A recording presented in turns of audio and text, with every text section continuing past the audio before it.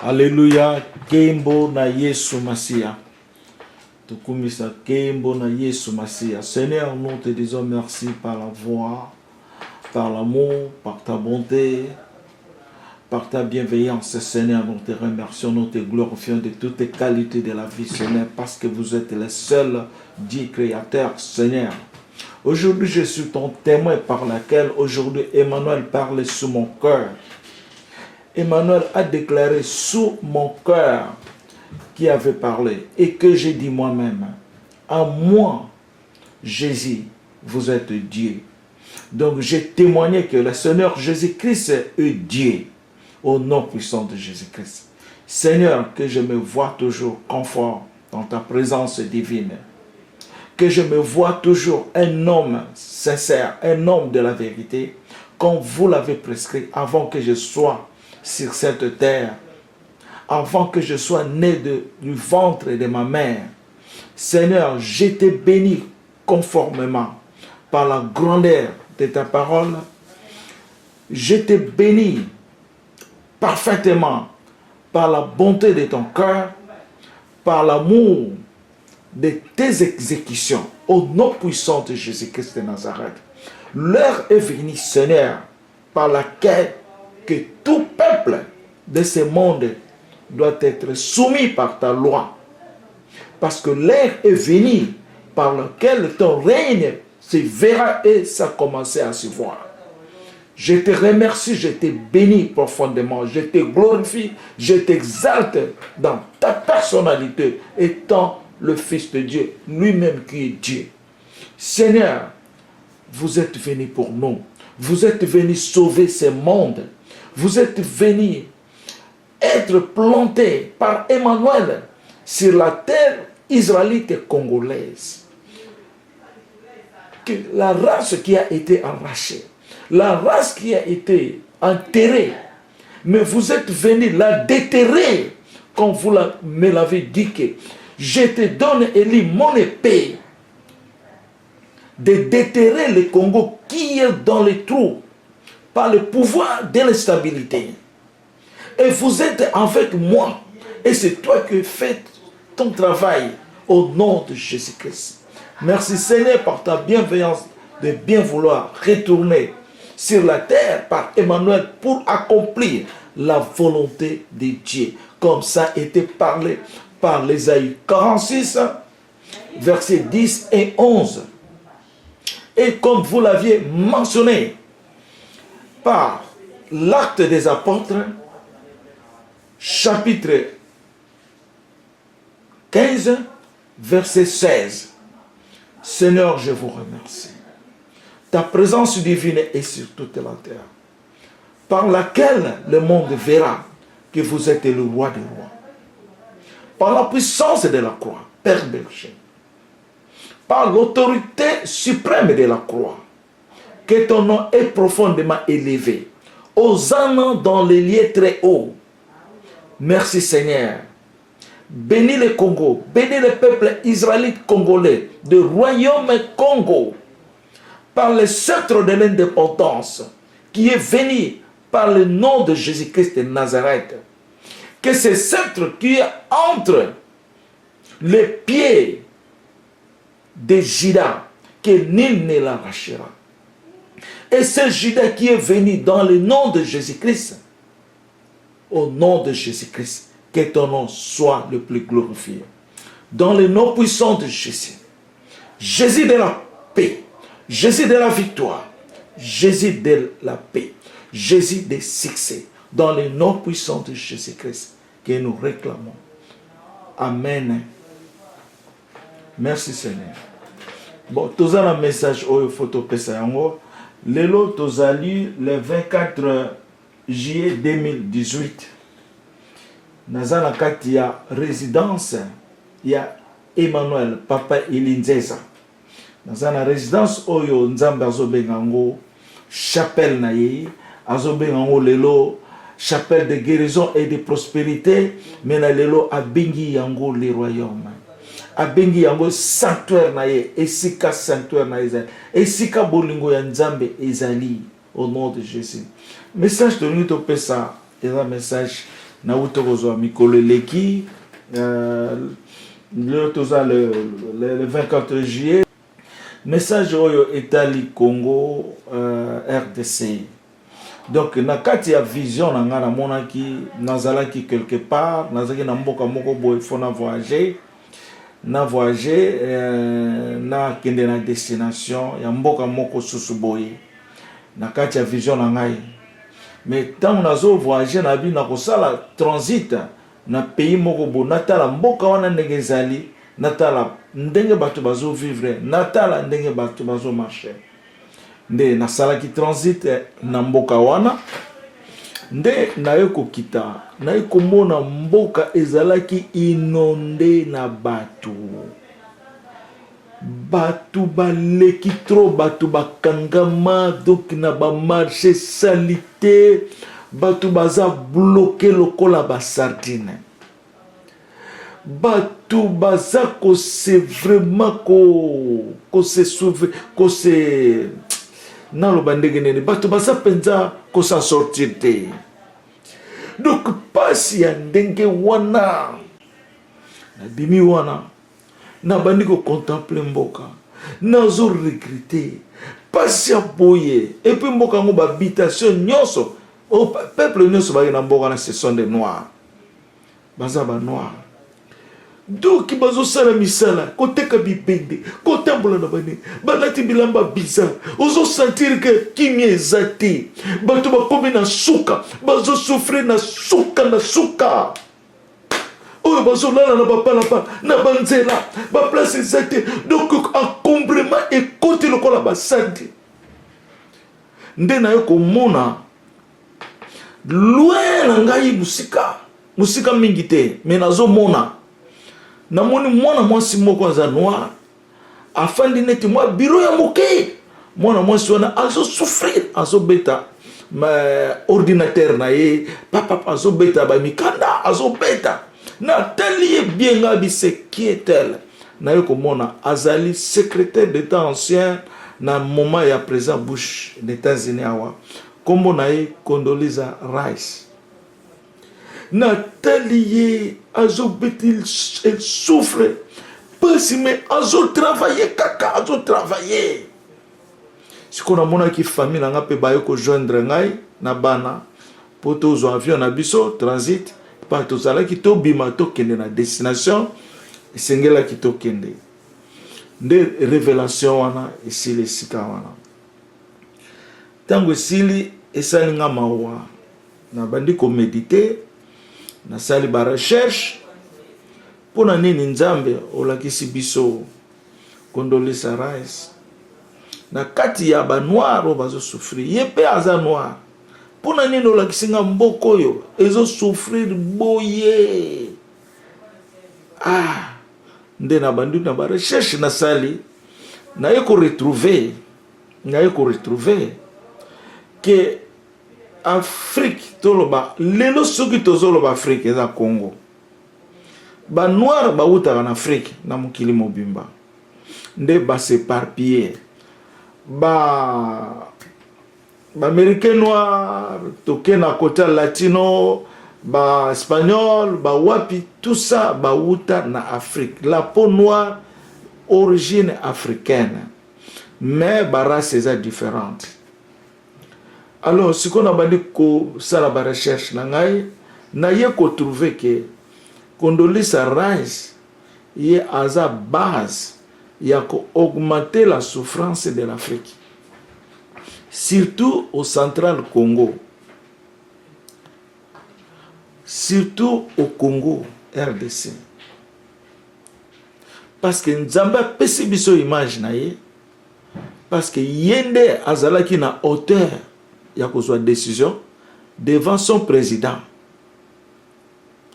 Si on a tali moment oyo ye Condoleezza Rice azalaki secrétaire d'état américain, ezalaki na moment nini na ye ko vérifier, ezalaki na moment oyo Bemba bazalaki na conflit makasi na gouvernement président Kabila. Alors, na vérifié, na ye ko trouver soit te trouver que c'était le moment tant que Bemba baza ko confronté na régime ya Kabila. Donc les Américains, c'est la femme qui était à la base. Yako Benga Bemba, soit le pré-gouvernement ya Bemba, ba reculer sinote ba ko détruire. Yangona Bemba, je parle de Jean-Pierre Bemba. Yangona Jean-Pierre Bemba azonga kisima. Ce sont les recherches que je vis. Mais ce que totali na kati ya révélation, ezali clair. Moi si wana nzamba la gisike aza base lelo ya souffrance oyo eza na kati ya mboko oyo bazobenga Congo RDC. Yende encourager oyo baza kobenga l'hypocrisie, même la corruption. Il y a pour détruire sans le droit de l'homme na kati na ye na musala na ye, parce que ce qui nzamba tcheye a tché présent bouchité, mais atlakisi biso ye, atlakisi biso ye. Nazana révélation mususwawa wane sili parce que on a autozo mikolo yo, mais ezana maka mususu nzamba kosala mikolo yo kobima ya Jean-Pierre Bemba na prison oyo ba condamna ki ye kobima na ye eza volonté ya Nzambe. Nazo yebisa bino eza volonté ya Nzambe. Nzambe plan na ya aza kosala ekokokisama esi ekokisamaki. Kobima ya Jean-Pierre Bemba eza plan ya Nzambe, eza plan ya mindele te. Nzambe nde atushaka mitema ya batu. Mutu mususa kogozo ambeli azui munduki ya bomio. Moyebi te koboma wane uteli wapi. Satan pe akotaka na batu. Nzambe pe azalaka na plan na ye azosala mwa à travers batu. Nzambe asalaka pe plan na ye à travers ba angelu na ye. Nzambe pe asalaka plan na ye à travers ba serviteur na ye. Au nom de Jésus. Yangwana photo yeba ke volonté ya Nzambe ezalaka ezali. Yangwana nangina pesa exemple nangina pesa nabaliko comprendre ba réalité mususu Nzamba lakisi ngai, mais nazalaki ko méditer na tchanga kana na méditation, et c'est l'équipe peut-être une année ou bien 2 ans nazwa ki révélation comme Nzamba tchanga sentinelle ya mabele na lata ki bilamba pembe nazo sala surveillance na mabele mobimba na surveillance nazala ko sala na ekotala na côté na ngamo musika na moni président Bush o le même Bush o azalaki na période ya mwana mwasi oto utoloba wana azotala nga musika mais azotala nga bomba mi azotala na moni ye kaya azotala ngai na bandi nanga na kipe bangote na continuer na ngai na bando kende na eko sentir que ba tombo ya batu bakufa ba ezalaki liboso nanga ngana lobi na bando nyata batombo awa directement na bando simba batombo wana au nom de Jésus.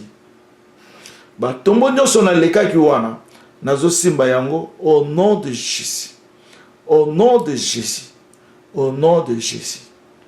Mbala moko na ye komitungisama tango na leki na batombo na tuni Seigneur batu bazo kufa lisusu tozolo belanga iloko nini na yoki Jésus alobi na ngai en vérité ceux qui ont cru que je suis venu du Père,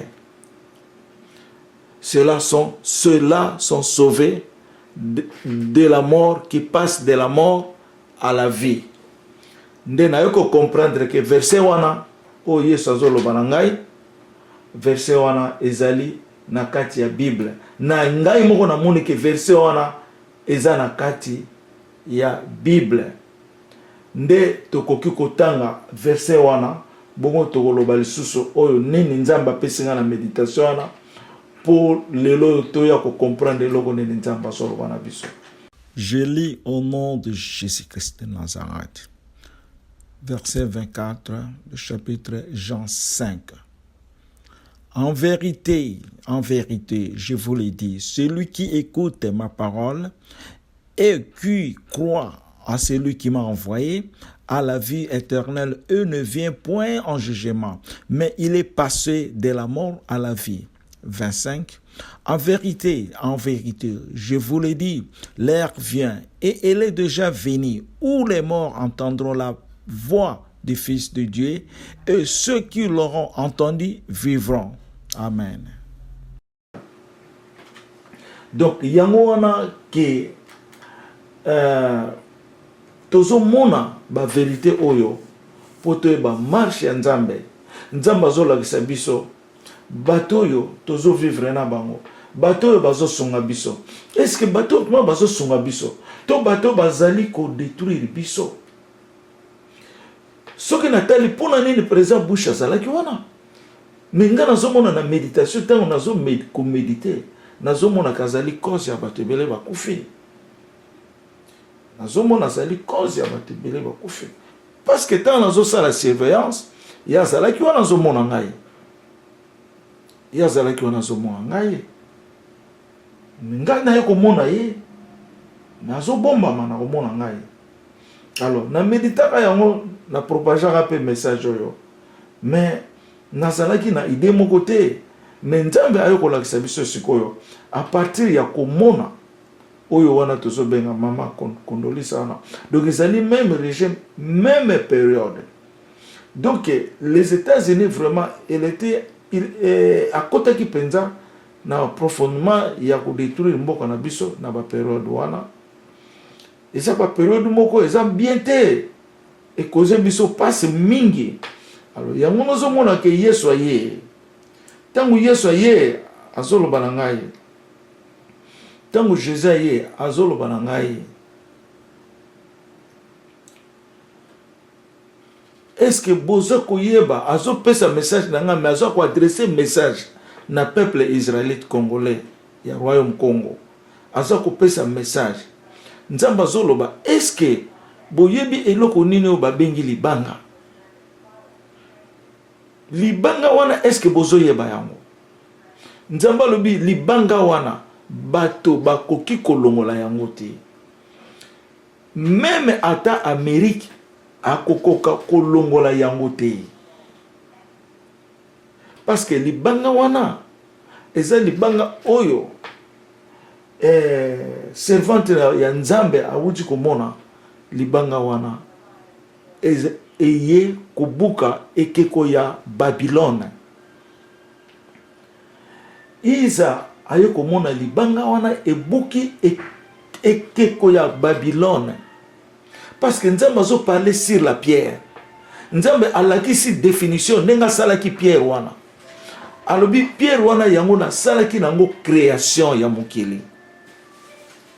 Mais avant la sala création munanga ya mokili oyo na salaki nano libanga wana. Donc libanga wana ezala avant mokili esalema. Alobi libanga wana ezali yo Eli, prophète Eli Nzeza. Alobi na sali libanga wana na formule oyo na zu mabele, na zu mai, na zu moto. Pe naza kotaye libanga wana na likolo ya poto. Pe na likolo ya libanga oyo ezali pe moto. Moto yo azomona ndenge ngai naza kotaye libanga wana. Nazo taye yango lokola ndenge ba mama batayaka bakataka mbisi po atia na nzungu po na lamba ye. Soko moni ndenge nazo taye libanga wana ndenge naza ko sasa yango okolela na kati ya vino yo okolela mingi. Mais libanga wana na salaki yango po na esala création. Yango na libanga wana ezali Emmanuel. Eli Emmanuel wazali prophète de l'éternité. Yamona Nzambe abenga kangai le prophète de l'éternité. Alobaka yo ozala avant mokili ezala. Yamona nde libanga wana lelo servante de Dieu Lisa ayo komona libanga oyo a personnalité ya prophète Elinzeza aza kobuka na makolo na ye azo détruire la statue de Babylone.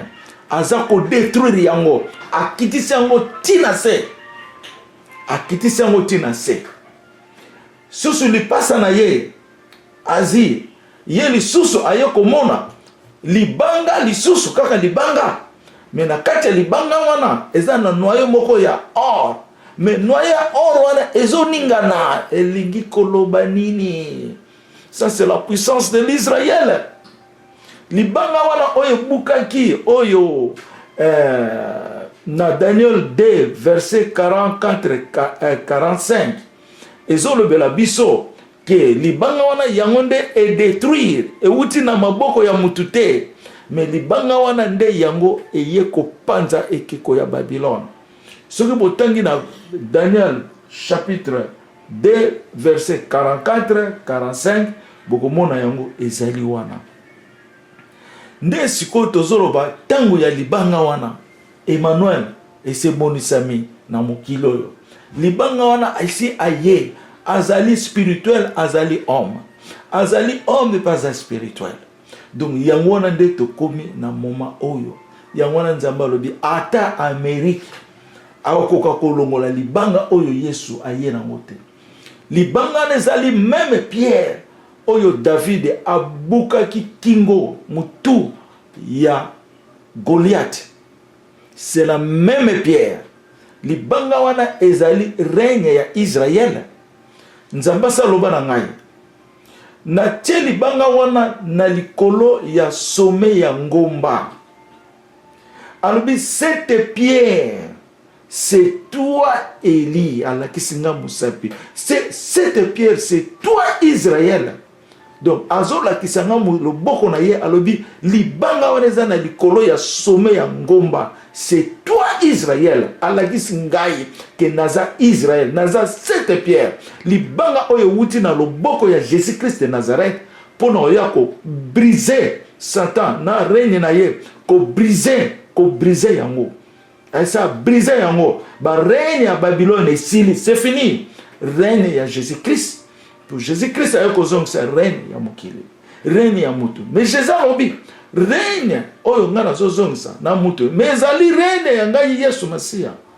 Poteba po Yesu azana kati na ngai.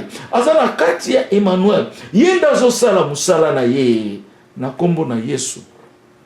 Yango wana nde tolingi to comprendre révélation oyo.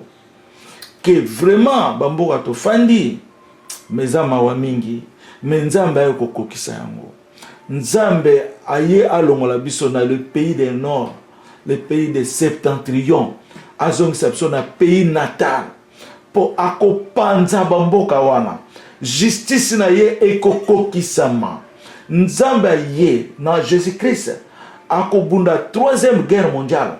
Aye étant que le lion de Juda. Tokomona ndenge mokile ko changer. Tokomona ndenge makambo ko changer. Eko sakanate. Merci beaucoup. Na kombo na Yesu. Tolobi. Amen.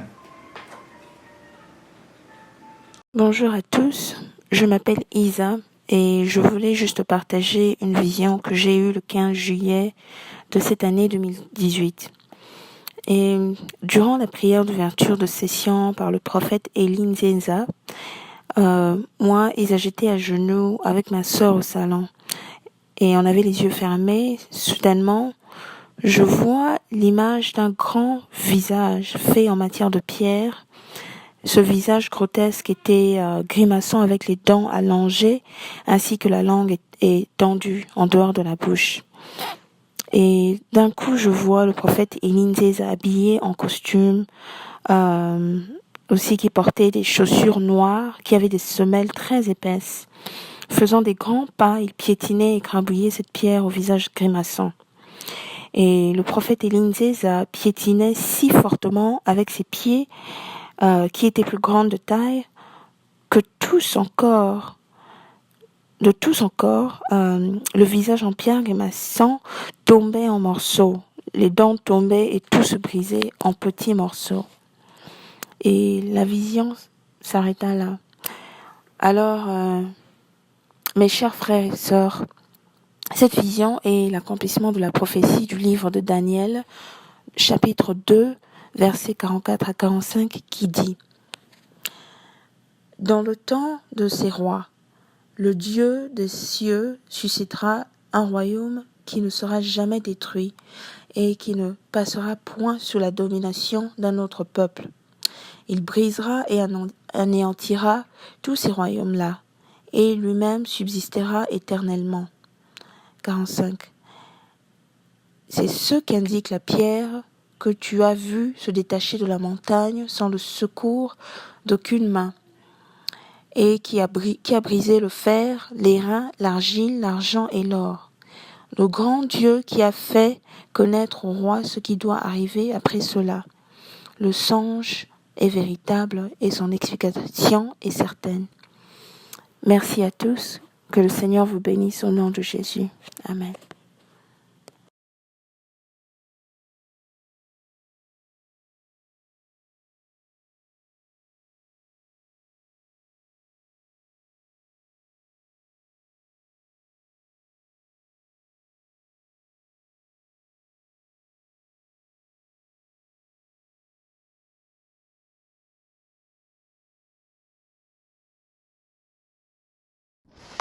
Bien-aimés dans le Seigneur, bonjour.